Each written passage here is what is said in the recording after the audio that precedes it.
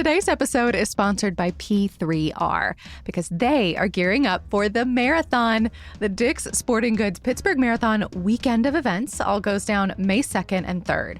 There's the big race and also a half you can run or walk it, the 5K, kids events, and more. So whether you're a first-timer hoping to push yourself to new limits or a grizzled ultra marathoner with tons of experience, there is space for yins. Use code CityCast15 to save 15% off any registration. That's thepittsburghmarathon.com. Use code CityCast15 for 15% off any event.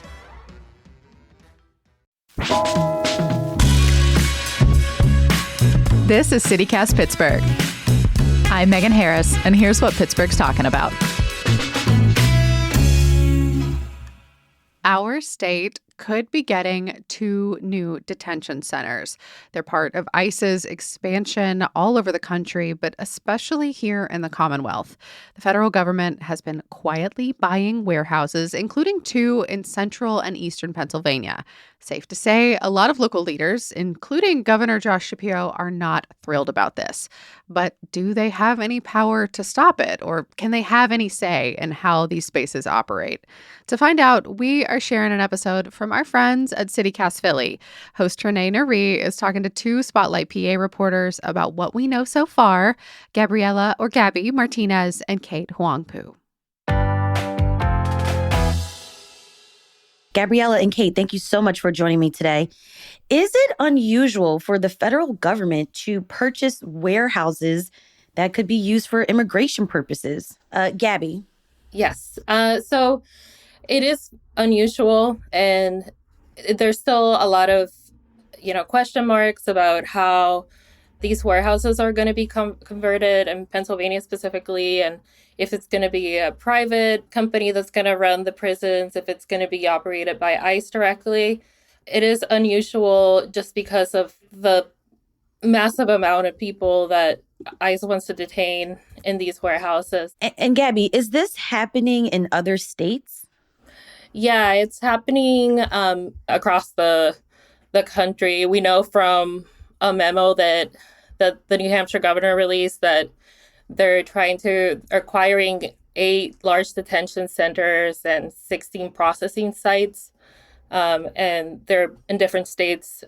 It's been happening, and Maryland is an example that ICE purchased a warehouse there, and that right now is being challenged by the state. In Pennsylvania right now, only 2 are planned. Here in Pennsylvania, you just mentioned, Gabby, that there's 2 warehouses, one in Upper Bern Township, which is in Berks County. That's about 2 hours from Philly. That would be used as a processing facility, while the Tremont warehouse in Schuylkill County would be used as a detention center. What is the difference between a processing facility versus a detention center? Yeah, and that's a question that is something that also looking into. It's whether ICE is using the same processing center as the same way it's been using that word to describe other facilities like Moshannon Processing Center in Clearfield County. But what we know from the plans that ICE has released is that they want to have the processing sites or smaller detention centers that would hold people from 3 to 7 days. So it would be more of a short-term holding facility. And then the mega detention center, the plan is that people will be held there up to 60 days before their deportations. So they would be directly deported from the detention centers. But processing sites usually are just places where people are held while they're waiting for their hearings, their immigration court hearings, and are applying for asylum or waiting for asylum interviews. So that's sort of what a processing facility is, just more a short-term detention center. Okay, do we know the plans or the details of how these facilities look, how many people they could hold? Because there's been controversy over what these places look like inside when lawmakers and journalists try to observe them. Yeah, so ICE has not shared details about specifically about operations, staffing, what's going to be the daily use of these facilities.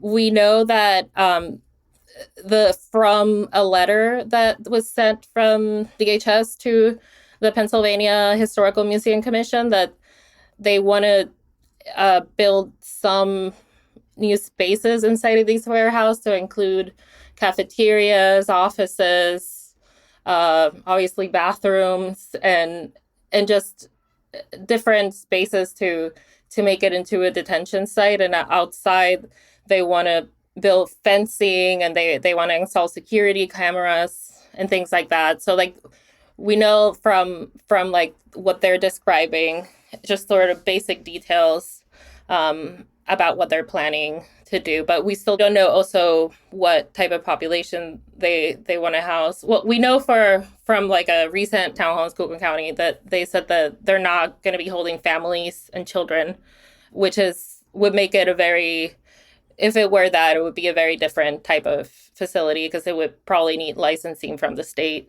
and all of that. What's been the response to these centers from the communities that they're going to be operating in? Because this isn't the first time that the community in Berks County specifically has responded in a big way with pushing back on this. Yeah, so a lot of the response has centered on the concerns about environmental impact to the area, specifically whether sewage treatment plants have enough capacity to process the amount of water sewage that's going to be coming from these centers, and specifically in Tremont because they already been having issues with not having enough sewage infrastructure. That's been like one thing that people have been really worried about. They're also worried about the tax revenue loss. Like there won't be any tax revenue for local school districts or the local townships as well. So that's also been a big talking point from people opposing these facilities. And Gabby, is that because of like of tax abatements or something? It's usually federally owned facilities are exempt from local taxes. So that's like the concern that because it's federally owned, although there has been some vague promises from DHS that they're going to provide some sort of compensation, but to recoup the loss of that property tax loss. But it's, as local officials have put it, there's nothing in writing. Got you. I understand now. Okay. Would communities that are getting these potential warehouses, would they stand in any way to benefit from job creation that comes along with this?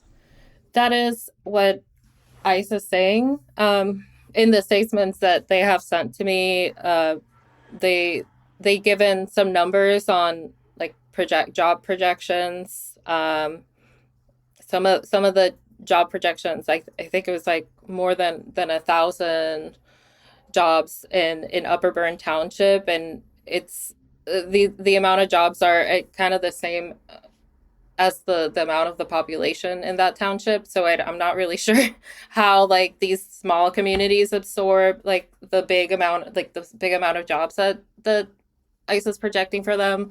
And also Congressman Muser, he said he didn't know about the warehouse plans from the beginning, but he has started saying like, maybe this could be beneficial. Like maybe this could be something for the county. I think in Berks County specifically, the commissioners are skeptical about these job projections that ICE is touting. And ICE also hasn't provided like an economic analysis of how the warehouse will impact the area. They did give one to New Hampshire that the governor had shared about a month ago, and they found in these economic impacts that there were a lot of errors in their numbers, and also they mentioned Oklahoma at some point. For some reason, it's not clear where the data is coming from that ICE is sharing about the economic benefits. Interesting. Kate, I want to get you into the conversation. What kinds of concerns have been raised by lawmakers in the Commonwealth? Yeah, I mean, I Governor Shapiro has talked a lot about this for sure. He's raised similar concerns about the sewage system, water availability in the areas where these warehouses, detention centers are going to be located. Just the infrastructure of the town is not meant to support an additional 7,500, 8,000 people facility. There's also questions about the sort of legality of what they're doing. In the Maryland warehouses case, for example, the Maryland AG sued DHS and ICE because they didn't go through this proper environmental review of what their actions were going to do before they started the process. And so there's a potential for that to be sort of a legal barrier that they have to jump through.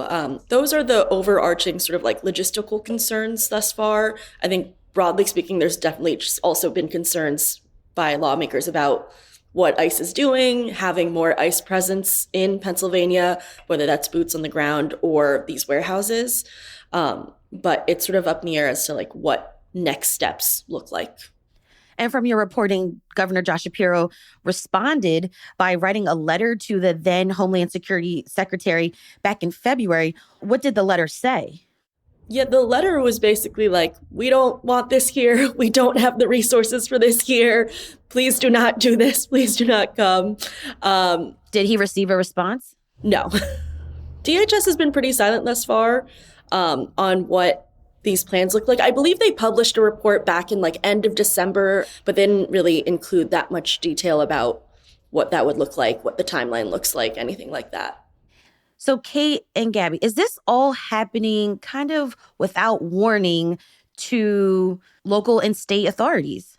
Yeah, I mean, we know that the federal government reached out to the historical and museum department for as a part of a federal law that mandates that before projects start, you have to check that there's not going to be any damage to any historical sites. So that happened about 2 weeks before the records of the sale went public in early February, which is when sort of everyone knew writ large, something is going to happen. That's the first sort of definitive action. DHS has been talking about expanding its operations for a while now. Warehouses were theoretically a part of that. Any sort of details about the plan weren't confirmed until February. And then in our reporting, we found that some folks were saying that the governor's office knew about the letter a day or two after it was sent, which is 2 weeks or so before the entirety of the sales were public. So they had maybe a little bit of a heads up, a few weeks, but from our reporting, it seems like they didn't have enough time to be able to change the final sale. I can talk about how local officials reacted. The Berks County commissioners said they didn't find out about the sale until February 2nd when the deed was filed and it became public. The residents had heard rumors that this was going to happen, and the commissioners were looking into it and asking the different county agencies that do have relationship with ICE, like the county prison and the sheriff's office, and none of them had heard about it when this happened. This was early February. I found out from a tip from a local advocacy immigration rights organization that there were going to be site visits, and that one of those site visits happened on January 15, and I went with my colleague Amanda Fries, and we saw some activity. We saw a tour. We saw a lot of black SUVs parked in this warehouse and people touring, looking at the different features of the warehouse. So we saw this from afar, but at this point we had not confirmed that ICE was planning to purchase this building. And Upper Burn officials also say that they still haven't gotten a lot of information from DHS at this point.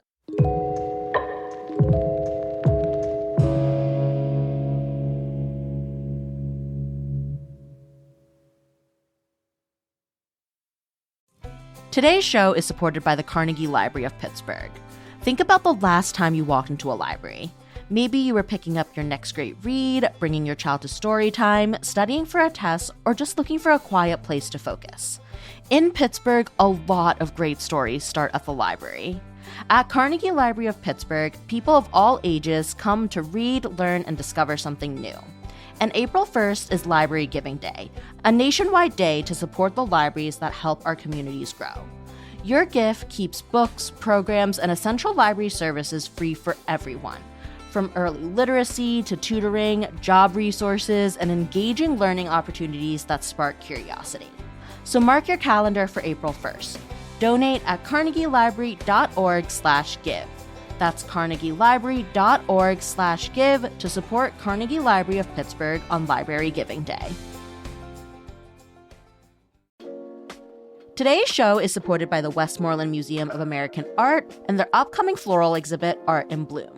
The Westmoreland's been on my list for a while, and I think that this exhibition is going to be such a fun introduction to the space. I am so excited to see how the curatorial team's setting up Art in Bloom.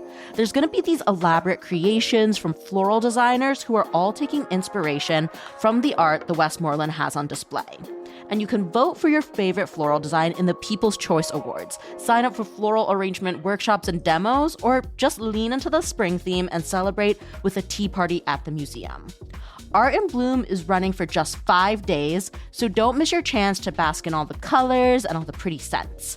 Admission's $10 for non-members, March 25th through 28th, and totally free on the final day of the show, March 29th. Advance registration for all days is recommended. To register or learn more, visit thewestmoreland.org. Kate, help me to figure this out. What power does a city and state have to step in on federal immigration enforcement operations? Counties, municipalities, local officials, they have the ability to essentially choose whether or not they collaborate with ICE. So things like 287G agreements that we've seen across the state, right? It's serving ICE warrants, sort of helping ICE out on arrests, or holding people for ICE in county jails, sort of things like that. So the main thing that Philly can do, from my understanding, is basically decide, we're not going to collaborate at all. We're not going to help out at all. If they're doing this on their own, and we will not be participating. I know there's some legislation that's been proposed in the legislature that would prevent ICE from being able to enter schools. I think churches are also included in that already, but sort of things like that. But to my knowledge, there's no real traction for them in the legislature right now. But yeah, as a city/county, I think the main thing that they can do is basically say, we're not going to participate in any of ICE's immigration detention proceedings. The governor has also explicitly said that he will sue the Trump administration over these warehouses. You told me about the lawsuit that was brought by the AG, the Attorney General in Maryland. So can Shapiro do that in this case? Can he sue the Trump administration over these warehouses? Yeah, we talked with a few environmental lawyers about this. The Maryland case specifically was about this national environmental law that basically says before the federal government does any major project, you have to make a study, conduct a report, just to make sure that you're not going to, mess up the environment too badly. And in the case of the Maryland warehouses, they didn't do that before they started the project. It's from the environmental lawyers we talked to, that should be possible from Shapiro. You can make that case for sure. It sort of depends on how the next few months go, because right now the warehouses haven't started construction. So one could argue that this environmental study, it's supposed to be done before any action is taken that you can't take back. And because they haven't broken ground, technically, maybe they haven't reached that point yet. It's sort of up in the air. As far as other lawsuits go, it's unclear what kind of lawsuits Shapiro could file, because right now, all the interactions have been from DHS and ICE to the local government. The most the state would be involved, it would be issuing permitting for construction stuff. And so as of right now, it's unclear what kind of legal basis the state would have to sue DHS or ICE to get rid of these warehouses. Interesting. Will PA see more ICE detention facilities open up in warehouses across the state this year? I think that's the concern, is that this is the beginning of a wider movement, not just in Pennsylvania, but across, the country, to create more and more of these warehouses with the immigration goals that the feds have set. There hasn't been a goal like that in the past. And so the concern is that with all of those new people being detained, like, where are they going to be housed? How will that impact, like, the sort of infrastructure, the immigration infrastructure that currently exists? And so, does that mean more people are going to be held at county jails? Does that mean more warehouses are going to be built, or things like that? And so it's sort of too soon to say, or at least we have not been informed, to my knowledge, of any plans from DHS to build more of these warehouses in Pennsylvania. But that is sort of the question of, like, is this the beginning of more and more attempts like this to build warehouses? Kate and Gabby, I'm going to be honest with you. This sounds so, like, confusing, messy. There's environmental issues. There is data that could possibly not even be accurate. There are governments in other states that are pushing back in legal ways. And there's certain municipalities who are, like, more quiet. It just seems chaotic. Yeah, I mean, because it's federal government, it's state government, and it's local government. A lot of the various players aren't super vocal, I would say, or not forthcoming with that much information, if that's fair to say, Gabby. Very fair to say. And so, yeah, there's, like, a lot of different, like, first of all, there's a lot of different laws and procedures and regulations that are at play for each of these levels. And there's the added sort of factor of, like, the Trump administration's kind of has not been the most forthcoming with information. So it's hard to really fully inform people about what's going on when, there's a lot of silence on their end. Where does this leave the Commonwealth at this point? Yeah, I mean, from my understanding, the purchasing of warehouses that is sort of like the federal government is acting as, like, a private actor. They are able to purchase land, warehouses, like, that is completely kosher. Where state and local government has more of a role is in permitting, in construction, of these facilities and the build out of these facilities. And so we're kind of at a stage where I think we're waiting to see what the plans look like, and if the local and state government can say no to the plans based off of these grounds of, like, it's going to be bad for the sewer system or the environment or whatever it may be. And then simultaneously, I know, like, for us at Spotlight, it's just, like, looking out for where else is this going to happen? Like, where else we got to make sure we're documenting as much of the process as possible. I feel like we tried to explain how the process is supposed to work, because what the federal government is doing is so unprecedented. It's hard. At this point, people don't know, is the federal government going to comply with its own federal environmental laws, like the Environmental Policy Act, which is what Maryland is using to sue the federal government. It's a question of how are they going to respond to this. And they do say that they are complying with these environmental federal laws, but they haven't sent any, as far as I know. I've asked the Environmental Protection Department in Pennsylvania if they've received any assessment or any of the requirements that the DHS is supposed to provide before operating these facilities, but it's not clear whether the state has received that. That is something that we are looking out for, to see if ICE is going to comply and how they're going to do that. Gabby and Kate, thank you for joining me today on CityCast Philly. Thank you for having us. Yeah, thank you. That is all for today here on CityCast Pittsburgh. You can support us by becoming a CityCast Pittsburgh neighbor. All the details are at membership.citycast.fm. We'll be back tomorrow with more from around the city. We'll talk to you soon.